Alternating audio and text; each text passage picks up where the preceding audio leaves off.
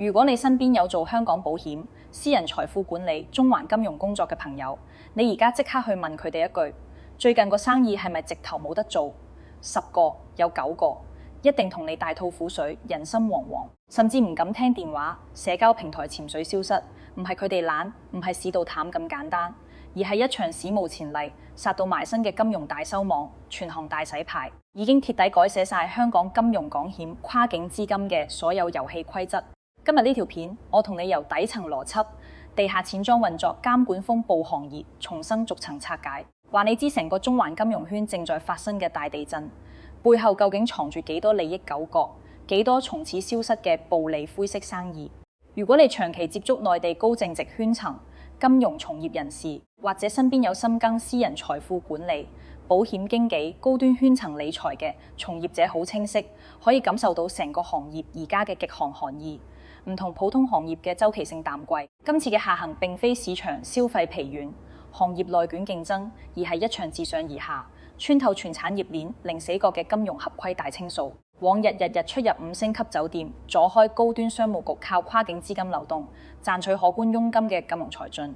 而家大多數集體失語，生意停擺，私下傾偈個個滿腹牢騷，日常工作近乎停擺，唔敢隨便接陌生客戶電話，社交字號全部靜默潛水。曾經熱鬧滾滾嘅跨境財富圈、港險投資圈，而家死寂一片。呢種群體性嘅行業蕭條絕非偶然，亦都唔係短期市場波動，背後係一場覆蓋全國、牽動香港全域金融市場嘅深度監管變革，一場沉潰多年、力度空前嘅金融風控收網行動全面落地，徹底推翻咗內地同香港跨境資金流動嘅底層規則，令香港維持20幾年嘅灰色跨境金融生態正式走入歷史。成個粵港澳跨境金融圈正在經歷翻天覆地嘅格局重組。過去數十年遊走喺監管邊緣，靠政策空隙野蠻生長嘅灰色資金通道地下運作模式，違規行業潛規則，而家正被監管逐條拆解，徹底清零。當中依靠跨境資金套利生存嘅地下錢莊體，係長年靠灰色資金維持客源嘅香港保險業、私人財富管理行業受到嘅衝擊最直接、最劇烈。今日我哋就深度拆解呢隻直襲香港金融圈嘅超級大地震，係釐清呢場監管風暴嘅核心邏輯，背後錯綜複雜嘅利益鏈，以及呢次行業洗牌對從業者、投資者、成個香港國際金融中心未來發展嘅深遠影響。好多人只見到港險銷量暴跌、金融從業者收入腰斬、外資機構收縮竅目嘅表面現象，卻從未讀懂呢場變革背後嘅國家金融安全戰略、跨境監管體系升級，以及香港金融行業迭代重新嘅底層邏輯。想要睇得穿而家嘅行業格局，預判未來從業機遇同投資方向，我哋必須先回溯香港跨境金融體系嘅發展脈絡，拆解佢長久以來嘅核心優勢同固有漏洞。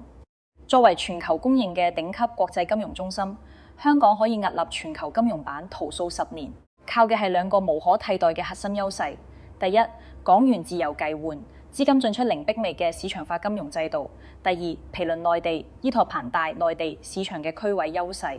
喺全球主流金融城市入面，香港係唯一同時擁有自由金融體，係緊貼中國內地市場嘅核心河流。而內地長期實行嚴格嘅外匯管理制度，對跨境資金流出、資本跨境流動設立完善嘅管控機制，目的係守住外匯儲備安全，防範系統性金融風險，保障實體經濟穩定發展。兩套完全唔同嘅金融制度並存，令香港自然成為內地跨境資金流轉嘅核心中轉站，亦都一度變成灰色資金規避監管、跨境流列嘅最佳跳板。喺監管體系尚未完善、跨境聯合執法尚未打通嘅階段，大量灰色資產未經合規確權嘅民間財富，都會透過香港嘅自由金融通道，完成跨境轉移、資產隔離、財富保值。呢個亦都係過去20年香港保險、私人銀行、家族辦公室行業爆發式增值嘅核心動力。海量內地高淨值人群嘅跨境資產配置需求，撐起咗香港財富管理行業嘅半壁江山。內地外匯管控嘅收緊節奏，直接主導咗香港灰色跨境金融行業嘅興衰。早年內地外匯政策相對寬鬆，個人跨境換匯、小額跨境投資限制不多。嗰陣時，香港跨境金融業務以合規需求為主，大都係正常嘅海外資產配置、留學置業跨境理財需求。隨住國內經濟高速發展，民間財富快速累積，大量民間資產規模暴漲，隨之而來嘅係龐大嘅資金跨境流出需求。為咗守住外匯儲備遏制非理性資本外流，抵擋外部金融衝擊，內地持續收緊外匯管制，不斷封堵各類違規跨境資金通道。早期最經典嘅監管整治動作就係限制內地居民透過銀聯通道來港刷卡買保險。喺政策未收緊嘅紅利期，香港各大保險公司門口、周邊商場隨時可見排隊刷下投保嘅內地客戶，大量保險中介理財機構紛紛進場，靠海量客源賺取可觀佣金。嗰陣時透過銀聯刷下買港險，情簡單，成本極低，幾乎零監管審核，係內地人配置港險，實現小額資金出境嘅主流方式。隨住監管政策落地，官方嚴格限制銀聯跨境投保額度，呢條最便捷、最公開嘅跨境資金流出通道，從此被鐵底封死。但金融市場永遠緊隨一句鐵律：水往低處流，錢往利處走。正規通道被封，市場剛性需求唔會消失，只會催生更隱蔽、更複雜嘅地下運作模式。亦都係由呢個階段開始，地下錢莊迎來行業黃金期，成為承接內地灰色跨境資金嘅核心載體，鐵底打通咗內地同香港嘅隱蔽資金鏈。好多人對地下錢莊嘅認知存在巨大誤區，以為只係街頭細小找換店、市井小店，運作粗糙、規模零散，好易被監管查到。但真正掌控巨額跨境資金流動嘅地下錢莊體系，早已實現產業化、集團化、精細化運作，隱蔽性極強，鏈路極之完善，遠超普通人嘅想像。地下錢莊最核心、最主流嘅運作手法，就係業內熟知嘅境內外對敲對沖模式。呢套機制完美避開跨境資金轉仔痕跡，係過去10幾年跨境洗資資金外逃嘅核心手段。成個運作邏輯唔複雜，但隱蔽性拉滿，完全繞開傳統金融監管嘅排查體系。我哋舉一個真實行業案例：一位內地高淨值企業家，手握數千萬甚至上億民間資產，想要將資金轉去香港，用嚟購買半山豪宅、配置大額港險、搭建海外家族信託、做環球資產佈局。但受限於外匯管控，無法透過正規渠道完成大額資金出境。呢類客戶會將足額人民幣資金轉入地下錢莊喺內地鋪設嘅海量分散走戶。呢啲走戶大多數係利用閒置身份證、空殼公司註冊嘅零散走戶，數量多達幾萬個，分散全國各地，專門避開大額資金監控系統。地下錢莊後台系統自動對走核驗。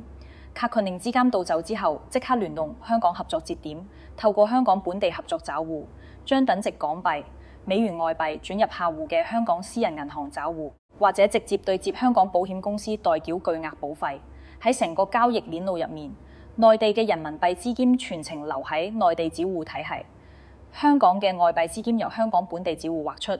完全唔存在真實嘅跨境資金流動。只靠境內外資金對沖對走，就神不知鬼不覺完成巨額資產嘅跨境轉移，冇跨境轉自救記錄，冇外匯申報痕跡，冇公開交易憑證，傳統金融監管系統根本捕捉唔到異常。呢亦都係呢套模式可以隱蔽運作10幾年嘅核心原因。呢套灰色運作體系曾經係跨境金融圈公開嘅秘密，幾乎所有深耕內地市場嘅香港保險機構、理財中介、私人財富顧問都心知肚明。為咗搶奪高額佣金、做高業績，絕大部分從業者都選擇視而不見、默許縱容，甚至有大量資深從業者主動為客戶牽線搭橋，對接地下錢莊資源，協助客戶完成灰色資金出境、大額保單投保。喺行業紅利最高峰嘅時期，呢套違規模式鐵底引爆香港保險市場，造就咗一大批年輕暴富嘅行業從業者。行業頂峰階段，一班20幾歲、30出頭嘅香港保險經紀理財顧問，憑住內地源源不絕嘅灰色資金客源，年收入輕鬆幾百萬。頂尖從業者年薪破千萬，佢哋日日出入高端商圈，加超跑住半山豪宅，靠灰色撬門紅利快速暴富，一度成為金融圈人人恨惡嘅新道精英。而撐起呢一切暴富神話嘅核心產品，就係香港分紅壽險、萬能壽險呢類高金融屬性嘅保險產品。唔同普通保障型保險，香港理財型保單有3大核心特質，完美契合灰色資金嘅洗白流轉需求，成為地下資金跨境運作嘅最佳載體。第一，私密性極強，保單資產資料唔對外公開，天然具備資產隱匿屬性。第二，完善嘅資產隔離功能，可獨立於個人其他資產，避開國內債務婚姻、資產清查等風險。第三，清晰嘅財富傳承機制，可透過指定受益人實現資產定向傳承。最關鍵嘅核心價值係呢類保單擁有極強嘅資金洗白功能，形成一套完整嘅灰色資金合法化鏈路。來源不明、無法合規確權嘅內地灰色資金，透過地下錢莊對敲進入香港，以大額保費形式投入保險公司，形成合法保單資產。持有數年之後，客戶可以透過保單貸款退保、分紅提取、理賠申領等多種方式，將資金從保單取出。呢陣時，原本嘅灰色資金就貼底變成合法合規嘅保險理賠金、退保資金、分紅收益，擁有完整金融合規憑證，可以隨意存入任何國際銀行賬戶，用於環球資產投資，貼底完成資金合法化體變。正因為呢套成熟嘅灰色運作鏈路，香港保險業長期以來唔單止係跨境資產配置平台，更禮為灰色資金洗白、違規資本外逃嘅核心溫床，成為跨境金融監管嘅重大漏洞。除咗保險行業之外，香港私人銀行、獨立理財顧問、家族辦公室等財富管理賽道，普遍存在同類違規操作，靠承接內地灰色資金，提供合規包裝服務，賺取高額利潤，令成個行業長期處於野蠻生長、良莠不齊、魚龍混雜嘅狀態。但呢種靠政策漏洞灰色套利嘅暴富時代，幾年前已經貼底終結。隨住內地經濟進入轉型升級關鍵週期，金融安全匯率嚟穩定，資本管控已經上升為國家核心戰略。經歷多年經濟缺口調整，內地實體經濟升級、地方債務化解、房地產市場平穩過渡，都需要穩定嘅金融環境、充足嘅國內流動性支撐，放任資本無序外流，灰色資金持續出逃，會不斷消耗國家外匯儲備，衝擊人民幣匯率，掏空實體經濟根基，積累不可逆嘅系統性金融風險。呢係宏觀發展層面絕對唔可以容忍嘅隱患。基於國家金融安全嘅頂層戰略佈局，內地多部委聯合啟動全方位常態化嘅跨境金融整治行動，央行外匯管理局、公安部多部門聯動，展開史上力度最大、技術最先進、覆蓋最全面嘅地下錢莊專項打擊行動，唔同早年流於形式、雷聲大雨點細嘅常規整治。本輪監管行動貼底告別傳統人工排查、局部抽查模式，全面啟用大數據風控、人工智能溯源、跨區域聯網核查嘅現代化監管體，係實現對灰色資金鏈路嘅全維度穿透式監管。過去地下錢莊賴以生存嘅核心優勢，就係靠海量零散個人住戶拆分流轉資金，避開大額資金監管。幾萬個閒置個人住戶、空殼小微企業住戶分散轉注，單筆額度細，交易零散，傳統監管手段好難識別異常。但喺大數據智能監管系統面前，所有資金流轉軌跡都會被完整記錄、智能分析。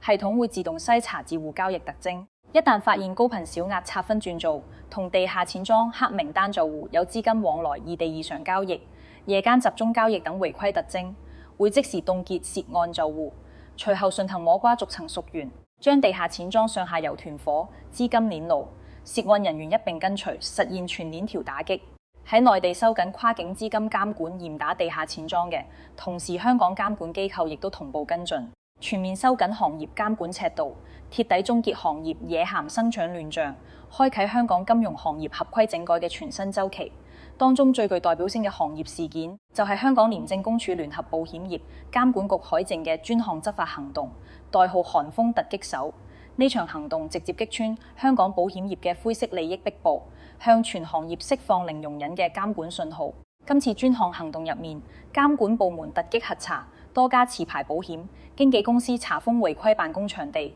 拘捕多名涉嫌違法操作嘅行業從業人員，曝光咗一套極度猖獗、覆蓋全港嘅違規犯罪網絡。調查結果顯示，多家正規持牌保險經紀公司長期同內地無牌中介、地下錢莊深度勾結，形成完整嘅灰色利益鏈。從業者透過協助客戶契造資產證明、篡改資金來源資料、虛構交易背景等方式，繞過香港銀行、保險公司嘅 KYC、客戶身份核驗合規機制，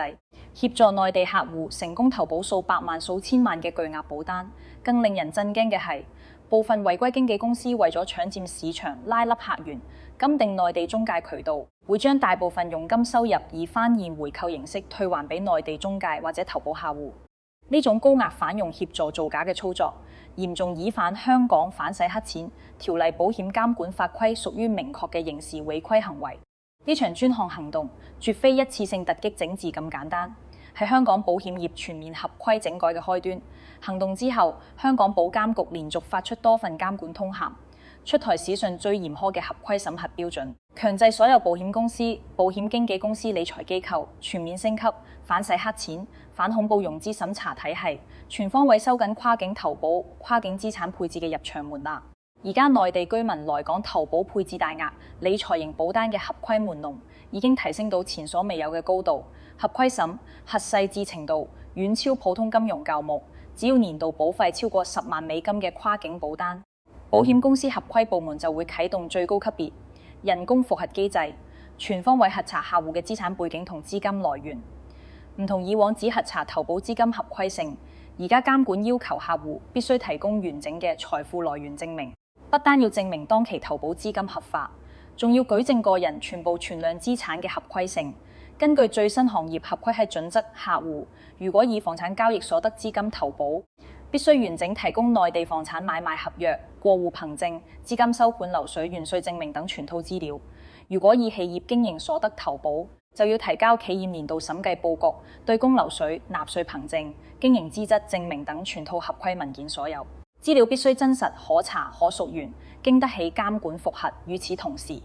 監管層直接鎖定最核心嘅資金支付渠道，徹底斬斷灰色資金入保路徑。以往內地客戶可以透過香港本地找換店、地下換置機構完成資金維換，直接繳納保費，操作便捷，而且隱蔽性極強。但而家香港監管部門明確規定，所有跨境保單保費必須由投保人本人名下嘅香港持牌銀行同明齊戶轉址支付，唔接受任何第三方轉賬或找換店代繳現金繳費等非合規渠道。呢項政策直接擊中灰色跨境投保模式嘅核心痛點，築起堅固嘅監管壁畫。正因為香港本地銀行嘅開戶審核繫戶風控標準同樣極度嚴苛，內地高淨值人士就算資產充足，只要過去資產累積存在灰色地帶，無法提供完整合規溯源證明，根本唔可以喺香港銀行成功開戶。就算煲鋪開到戶，銀行風控系統都會直接拒絕來歷不明、無法確權嘅資金入駐。呢就意味住大量內地客戶徹底失去進入香港金融體系嘅通道。原本傾談妥當、即將落地嘅巨額保單紛紛終止，大量存量違規保單被核查清退。政策落地之後，香港保險業迎來斷崖式降溫，行業業績雪崩式下滑。無數靠內地灰色客源生存嘅保險團隊、理財機構陷入經營困境。曾經年薪千萬嘅頂級經紀人，而家業績清零、底薪微薄，收入大幅縮水。更嚴峻嘅係，早年參與違規操作、協助客戶造假對接地下錢莊嘅從業者，日日人心惶惶，隨時面臨監管核查、追責處罰，成個行業進入風聲鶴唳嘅狀態。呢場監管風暴嘅影響早已超越保險行業本身，覆蓋香港成個財富管理賽道，私人銀行、家族辦公室、獨立理財顧問、跨境資管機構無一幸免。近2年多家外資私人銀行持續收縮，大中華區叫務大規模裁員，壓縮跨境叫碼圖。外界多數將原因歸結為宏觀經濟下行、市場需求萎縮，卻忽略咗最核心嘅底層邏輯：跨境合規成本飆升，灰色叫賣風險徹底失控。對於全球頂級外資私人銀行而言，盈利從來唔係唯一考量，合規安全、品牌風險、牌照安全先係核心底線。以往外資機構靠內地高淨值、客戶資源賺取豐厚管理費佣金收益，但隨住跨境監管全面收緊，一旦協助客戶處理來源不明嘅灰色資金，機構將面臨巨額罰款、叫問暫停、牌照吊銷嘅頂級處罰。單一宗違規事件嘅罰金就高達數十億港幣，遠遠超過叫問帶來嘅利潤。風險同收益嚴重失衡之下，收縮叫務、提高門檻、問離灰色客源，成為所有外資機構嘅統一選擇。而家香港私人銀行嘅內地客戶開戶門檻已經達到匪夷所思嘅嚴苛程度。早年500萬美金資產就可以享受頂級私人銀行服務，1000萬資產客戶更係被機構爭相對接、全程禮遇。但而家就算客戶可以提供1000萬級資產證明，只要資金來源有半點模糊地帶，無法完整溯源，存在合規瑕疵，銀行合規部門都會直接拒絕開戶，杜絕所有潛在合規風險。呢種極致嚴苛嘅准入機制，直接清洗咗絕大部分內地跨境高淨值客源，貼鐵底重構香港私人財富管理行業嘅後胡絕好。好多人都會疑惑，點解國家要喺呢個時間節點不惜讓香港金融行業承受短期陣痛，都要全面收緊跨境監管，斬斷灰色資金鏈路？本質上，呢場全方位金融收網行動係配合國內宏觀經濟轉型、守護國家金融安全嘅必然佈局，係一場無硝煙嘅金融保衛戰。當前國內經濟正處於各個調整、產業升級風險化解嘅關鍵攻堅期，房地產市場深度調整，地方債務有序化解，實體經濟急需資金輸血賦能，穩定嘅國內流動性、平穩嘅人民幣匯率、安全嘅金融體系，係所有轉型工作嘅核心基礎。如果放任地下錢莊無序運作，任由國內民間灰色資金持續透過香港通道外流，就等同國家經濟體系嘅大動脈持續失血，不單會不斷消耗外匯儲備，衝擊人民幣匯率穩定性，更會掏空實體經濟發展根基，積累不可逆嘅系統性金融風險。因此，嚴打地下錢莊，封堵灰色跨境資金通道，清理跨境金融亂象，並非短期行業整治，而係長期國家戰略部署，係守住國家金融安全底線嘅核心舉措。站喺香港金融行業嘅角度睇，呢場看似殘酷嘅行業洗牌，短期內一定會帶來行業陣痛，從業者收入下滑，機構業績縮水，市場熱度降溫，部分崗位流失。但從長遠發展層面嚟講，呢係香港國際金融中心地位、提質升級、長治久安嘅必經之路。整體利大於弊，香港可以穩坐全球頂級金融中心行列。核心競爭力從來唔係灰色資金套利空間、野蠻生長嘅寬鬆環境，而係成熟嘅法治體，係同國際接軌嘅監管規則、透明規範嘅市場生態、高效專業嘅金融服務體系。過去數十年，香港靠住毗鄰內地嘅優勢，承接咗大量灰色跨境資金，短期拉動保險理財、資管行業嘅快速澎湃。但呢種野蠻生長模式存在致命隱患，長期依賴灰色資金套利，不單會扭曲香港金融市場嘅正常發展邏輯，令行業重營銷輕專業、重套利輕服務，更會嚴重損害香港喺全球金融體系嘅公信力。歐美主流金融監管機構一直緊盯香港反洗黑錢工作，如果香港唔主動清理行業亂象，將會被列入國際高風險黑名單，遭遇全球金融制裁、跨境舊務受限等致命打擊。到時香港國際金融中心嘅核心地位將會徹底崩塌。香港監管機構證監會、保監局、金管局聯手重拳整治行業亂象，本質上係主動自我革新、自我清理門戶，向全球金融市場釋放清晰信號。香港徹底告別野蠻生長、魚龍混雜嘅舊時代，全面對標國際最高合規標準、反洗黑錢監管標準，全力打造規範透明、合規高質量嘅金融市場生態。短期之內，市場會支抵出大量灰色資金嘅淘汰，違規從業者取消不合規撬務模式，行業會經歷一段適配調整期。但長遠嚟睇，泡沫出清、亂象終結之後留存嘅先係真正合規、專業、可持續嘅優質金融生態。值得留意嘅係，正統地下資金通道、港險灰色鏈路被全面封堵之後，部分投機者開始揾新嘅違規套利渠道，將目光投向加密貨幣市場，企圖利用虛擬貨幣嘅匿名性、去中心化特性，搭建全新嘅跨境洗資資金外逃通道，亦都係當下跨境金融監管嘅新型難點。呢類新型違規操作模式極之隱蔽，內地持有者透過場外 OTC 交易，用人民幣收購 USDT 等穩定幣，將虛擬貨幣轉入匿名冷錢包或者海外加密貨幣交易所，最後喺香港或者海外虛擬貨幣找換點，將加密貨幣係換成港幣、美元等法幣，完成灰色資金跨境轉移。依靠區塊鏈去中心化、交易匿名、鏈路隱蔽嘅特性，呢套新模式一度令傳統金融監管體系難以排查，成為跨境灰色資金流轉嘅新寵。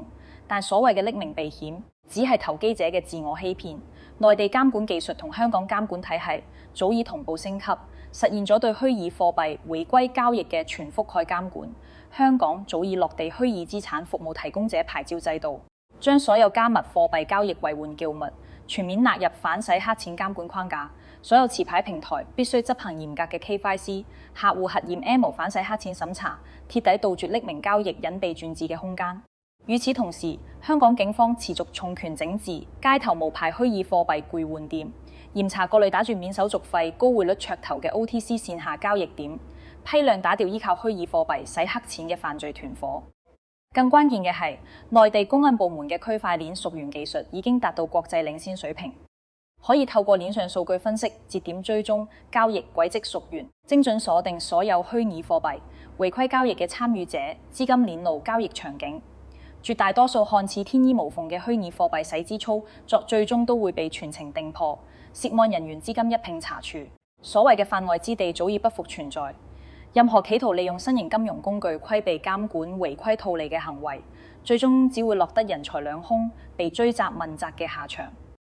喺呢場全方位零死角嘅金融監管變革之下，香港保險私人財富管理行業嘅舊有發展模式徹底終結，成個行業迎來全面轉型嘅關鍵拐點。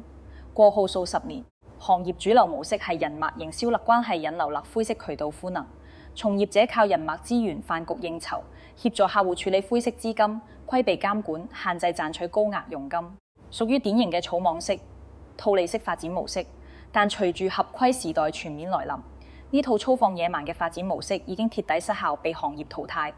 未來香港財富管理、保險行業嘅核心競爭邏輯，將徹底重構為專業能力、合規能力、綜合資產配置能力嘅比拼。市場唔再需要只識營銷、只識拉客嘅銷售型從業者，反而急需精通環球稅法、跨境合規、資產配置、稅務籌劃、家族信託、財富傳承嘅專業型金融人才。從業者必須徹底摒棄投機心態、套利思維、人脈依賴，主動升級專業體系，深耕合規金融服務，為客戶提供合法、合規全方位定制化嘅環球財富管理方案，覆蓋資產保值增值、跨境稅務規劃、家族風險、隔離代際財富傳承、環球資產佈局等全維度服務。與此同時，香港金融業亦都主動打破對內地單一市場嘅依賴，全力推進資金來源多元化客戶，腳過高端化業務模式國際化嘅轉型戰略。近年香港政府大力扶持家族辦公室產業發展，主動走出去到中東、東南亞、歐洲等地駐松資，對接全球優質主權基金、海外高淨值家族、國際頂級資本。呢類海外優質資本資金來源清晰合法，資產運作規範透明，高度認可香港嘅法治體係同金融嘅基礎設施，係支撐香港金融業長期高質量發展嘅核心動力。而家香港多家頭部金融機構、私人銀行、資管公司已經啟動人才局號升級，大規模招聘熟悉中東金融體系、伊斯蘭金融規則、海外稅法體系嘅國際化專業人才，全力開拓新興海外市場，擺脫對內地灰色資金、傳統套利僑民嘅依賴。呢一連串轉型動作，標誌住香港金融業徹底告別粗放真節嘅舊時代，正式踏入高質量、規範化、國際化嘅全新發展階段。好多身處行業一線嘅從業者，而家都會迷茫焦慮，面對業績下滑、市場收縮、規則重構嘅行業低谷，難免棄任行業紅利消失，賺錢越來越難。但我哋必須清醒認知，呢場行業洗牌本質係金融市場新陳代謝、優勝劣汰嘅必然過程。被淘汰嘅從來唔係行業本身，而係依靠政策漏洞、投機套利、違規操作生存嘅低端從業者同粗放發展模式，可以留存落來，穩立行業頂端嘅，永遠係堅守合規底線、具備專業能力、擁有國際視野嘅高端金融人才。國家主導嘅跨境金融收網行動，